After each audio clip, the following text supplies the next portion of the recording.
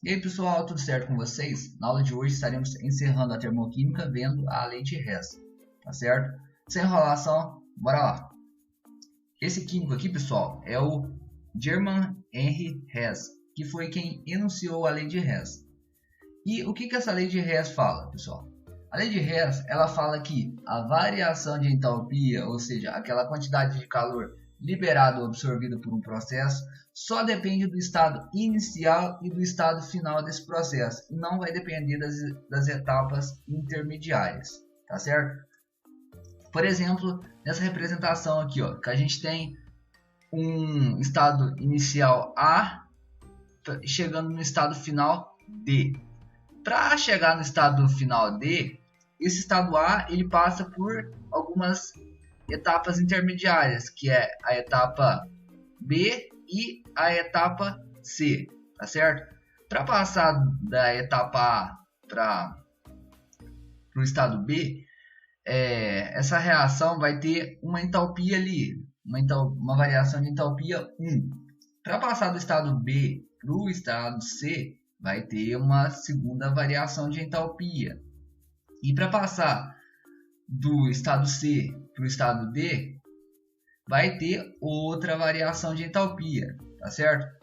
Então, a lei de Hess, ela fala que a variação de entalpia, que é a passagem do estado A para o estado D, esse aqui sendo o estado inicial e esse aqui sendo o estado final, para a gente encontrar essa variação de entalpia, a gente vai estar somando a entalpia das etapas intermediárias. Então, a gente vai estar somando o ΔH1 mais o ΔH2 mais o ΔH3, tá certo?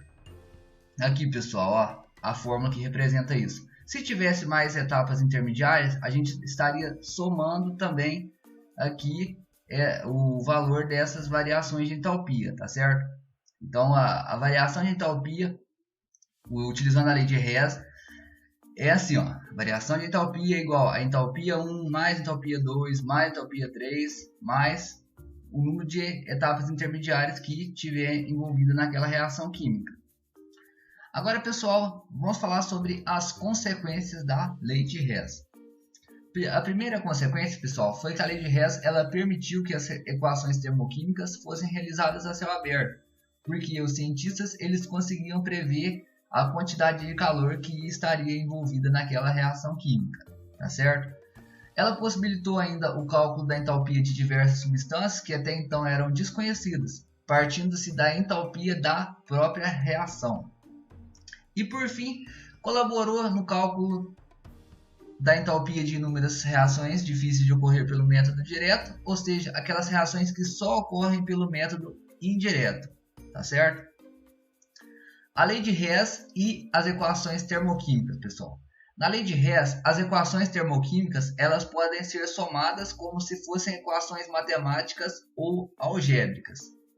Segunda coisa importante, invertendo-se a equação termoquímica, a gente vai precisar inverter o sinal da variação de entalpia, beleza?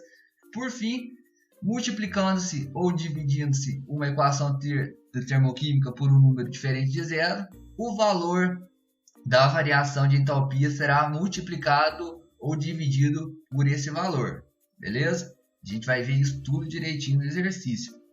Agora, pessoal, vamos fazer o primeiro exemplo utilizando a lei de Hess.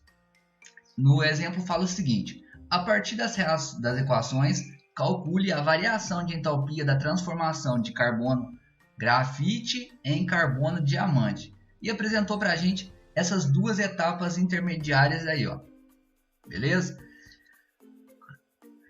Primeira coisa, pessoal, identificar a reação global, a reação que vai ser do nosso interesse, que vai ser então o carbono grafite se transformando em carbono diamante, tá certo? Então o carbono grafite vai estar no reagente e o carbono diamante vai estar nos produtos, beleza? Então, agora vou olhar as etapas intermediárias que nos foi fornecida. Então, eu preciso que o carbono grafite ele esteja nos reagentes, pessoal. Que o carbono diamante ele esteja nos produtos. Porém, vocês observam que na segunda etapa intermediária, o carbono diamante ele está no reagente. Então, o que eu preciso fazer com essa etapa intermediária aqui? Eu vou precisar estar invertendo ela, galera. Tá certo? Então, a etapa 1 tá certa, porque o carbono grafite ele está no reagente e ele precisa estar, porque ele precisa se transformar em carbono diamante, beleza? Então, eu deixo essa primeira etapa intermediária do jeito que está, não faço absolutamente nada nela. Já na segunda etapa eu vou precisar estar invertendo, porque o carbono diamante ele precisa estar no produto. Então eu vou inverter essa equação, que vai ficar da seguinte forma: CO2 gasoso formando carbono diamante mais gás oxigênio, beleza? Mas ao inverter essa equação, pessoal, eu preciso me atentar a um fato, que eu preciso mudar o sinal dessa variação de entalpia aqui, ó. Tá certo? Então, se antes era menos 94,5 quilocalorias por mol, invertendo vai ficar 94,5 quilocalorias por mol, beleza? Então, na etapa 1 eu mantive a equação do jeito que estava. Na etapa 2 eu inverti essa equação química. E agora, para calcular, para identificar a reação global a partir das etapas intermediárias, o que eu preciso fazer, pessoal? Eu preciso cancelar alguns reagentes, alguns produtos. Primeiramente, eu preciso olhar o que tem no reagente e o que tem no produto, pessoal, dessas etapas intermediárias. Observe que tem O2 aqui e tem O2 aqui, pessoal. Então, a gente vai cancelar esses O2, beleza? Tem CO2 também, pessoal. Tem CO2 aqui nos produtos e tem CO2 nos reagentes aqui, ó. Você vai também estar cancelando. O que sobrou então, pessoal? Sobrou carbono grafite e carbono diamante, ó. Observe que carbono grafite está no reagente e carbono diamante está no produto. Então, a equação global a partir dessas etapas intermediárias fica da seguinte maneira. E agora, para calcular a lei de Hess, o que eu vou fazer? Eu sei que a lei de Hess fala que a variação de entalpia de uma reação é a soma da variação de entalpia das etapas intermediárias, beleza? Já que essa reação tem duas etapas intermediárias, eu vou estar somando essas variações de entalpia aqui, ó, beleza? Então, vou estar somando isso e vou encontrar aqui a variação de entalpia para o carbono grafite se transformar em carbono diamante é 0,5 quilocalorias por mol. Tranquilo? Então, pessoal, eu pergunto a vocês, o que a gente pode tirar de informação do exemplo 1? Conhecendo as regras de como mexer nas equações, a gente deve atentar-se que vocês precisam estar deixando nos reagentes quem é o reagente na equação desejada. O mesmo vale para os produtos. Vamos voltar lá na equação? Se a gente precisa estar deixando na reação o carbono grafite se transformando em carbono diamante, então vocês veem que o carbono grafite ele precisa estar nos reagentes e o carbono diamante ele precisa estar nos produtos. Então vocês precisam mexer nessas etapas intermediárias de forma que o carbono grafite ele fique numa etapa intermediária nos reagentes e o carbono diamante fique em outra etapa nos produtos, tá certo? Segunda coisa, para fazer a soma algébrica das substâncias, é necessário que as substâncias sejam as mesmas, tá certo? Então a gente só vai cancelar ou somar aquelas substâncias que são iguais e que estejam no mesmo estado de agregação e ou no mesmo estado alotrópico. Por fim, a gente vê que trata-se de uma equação endotérmica, porque a variação de entalpia ela é positiva. Aqui, pessoal, deu 0,5 quilocalorias por mol. Então, realmente, essa equação é uma reação endotérmica. Agora, pessoal, vamos ver o segundo exemplo envolvendo lei de Hess.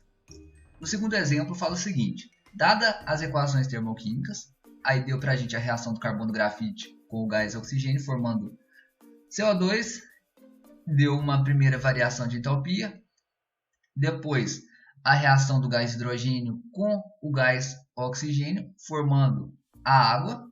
Deu, então, outra variação de entalpia para essa reação.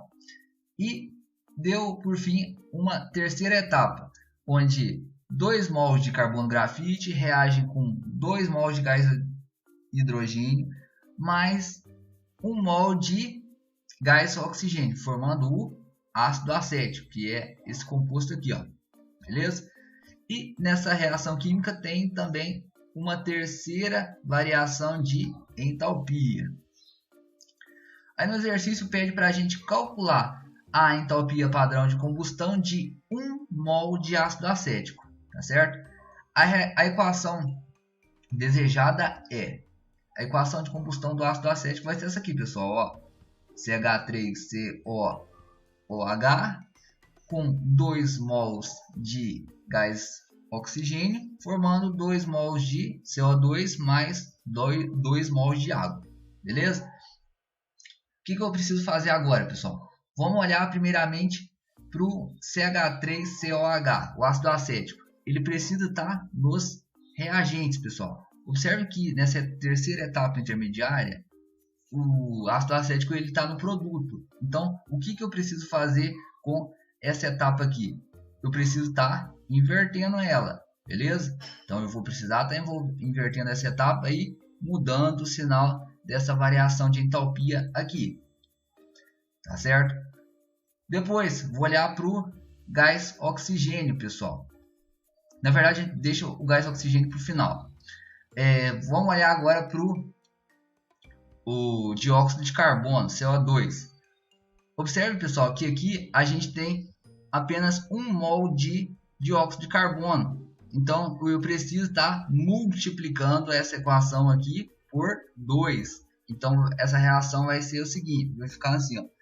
2 mols de carbono grafite mais 2 mols de gás oxigênio, produzindo 2 mols de CO2. Feito isso, eu vou estar precisando multiplicar essa variação de entalpia pelo valor que eu multipliquei nessa equação química, que foi 2. Então, eu preciso estar multiplicando essa variação de entalpia por 2. Beleza? Depois, a água, pessoal. A água, a gente observa que nessa segunda etapa aqui, a água está sendo produzido 1 mol de água, porém na reação lá envolve 2 mols. Então eu preciso estar multiplicando essa equação química aqui por 2 também, beleza? Então vai ficar aqui 2 mols de gás hidrogênio mais 2 vezes meio, que dá 1. Então vai dar 1 mol de O2, certo? Formando então 2 mols de água, beleza? Já que eu multipliquei por 2 essa equação química, eu vou multiplicar a variação de entalpia aqui por 2, tranquilo? Então vai ficar da seguinte maneira, ó. 2 mols de carbono grafite mais 2 mols de gás oxigênio, formando 2 mols de CO2.